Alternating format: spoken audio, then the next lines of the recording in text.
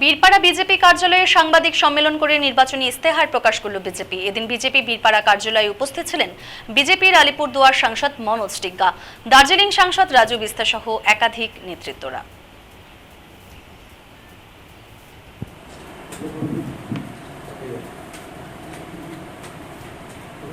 संकल्प पत्र इसलिए दिया है, ये हमारा वचन पत्र है। अंदर में किसी तरह का भ्रष्टाचार हमें कबूल नहीं और किसी तरह का कटमनी हमें बर्दाश्त नहीं और किसी तरह का जनता के ऊपर अन्याय अत्याचार हमको बर्दाश्त नहीं। गुड गवर्नेंस की बात की है, हमने चाय बगान में नया श्रम कानून को लागू करने की बात की है। नया श्रम कानून 2021 में पार्लियामेंट में पारित हुआ, जिसमें 350 रुपये मिनिमम वेज मिलना है। कल परसों कोई इस नेता का मैं बयान देख रहा था, कब से 350 बोल रहे हैं, लेकिन आज तक लागू नहीं किया भारतीय जनता पार्टी ने। मैं उनको कहना चाहता हूं 2021 में कानून पारित हुआ और तमाम स्टेट के अंदर में इसको लेकर के सारे रूल्स फ्रेम आउट करने थे, वो सारे रूल्स बन गए। केवल मेघालय, मिजोरम और पश्चिम बंगाल सरकार ने आज तक जो इस कानून को लागू करने के लिए किसी तरह का फ्रेमवर्क के ऊपर काम नहीं किया और अगले महीने से 25 प्रांतों में ये कानून लागू हो रहा है। उन्होंने आसाम का भी जिक्र किया कि आसाम में क्या करें। आसाम में नया कानून लागू हो रहा है अगले महीने से, जहां 350 रुपये उनको मिनिमम वेज मिलेगा। अगर आसाम की बात आप सुनना चाहते हो, सुनो।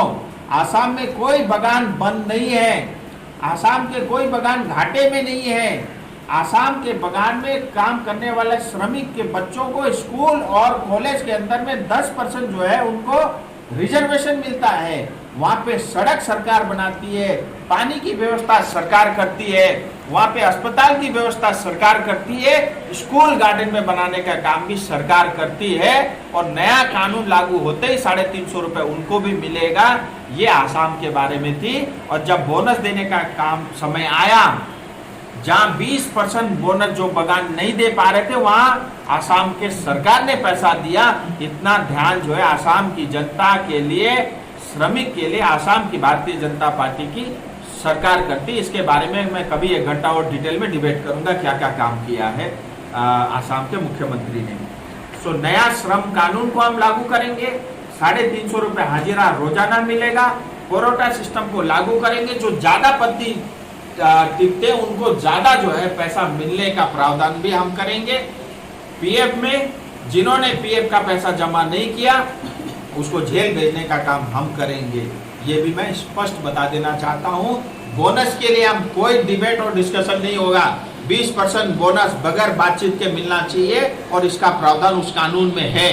आज क्योंकि प्लांटेशन लेबर एक्ट 1951 के कारण हर बार बोनस के समय में मालिक के साथ और लेबर के साथ और उनके चमचों के साथ बैठना पड़ता है। लेबर डिपार्टमेंट का काम ये नहीं है। लेबर डिपार्टमेंट का काम है नोटिफिकेशन इशू करना, तुरंत बोलना चाहिए 20% दो। इसमें डिबेट क्यों, इसमें मीटिंग क्यों, इसमें बैठकें क्यों? 20% उनका अधिकार है, उनका सम्मान है, वो उनको मिलना ही चाहिए।